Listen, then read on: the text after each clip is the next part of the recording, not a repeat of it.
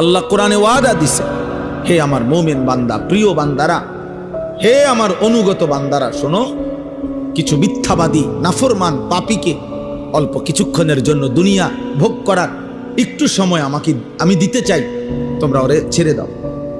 দেও মদখোর, নেশাখোর, সুদখোর, কিস্তিখোর, হারামখোর, এই মুশরিক, বেঈমান, নাফরমান, মুনাফিক, আমার দুশ্মন, আমার সেজদা, বন্দিগি, ইবাদত আমলের ছিটে ফুটাও নাই এমন বেঈমানদেরকে একটু দুনিয়া ভোগ করতে দাও। দেও বান্দা, মাইতো কিছু বলুন।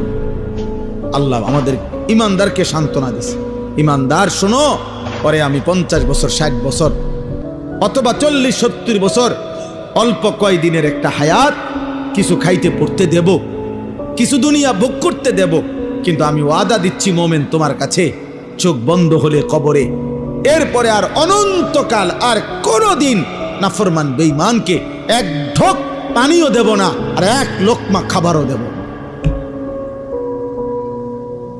হ্যাঁ, আর মিলবে না, আর মিলবে না। লা ইউফাত্তারু আনহুম ওয়া হুম ফীহি মুবলিসুন। আল্লাহ বলছে জাহান্নামী জাহান্নামের আযাবের এক সেকেন্ড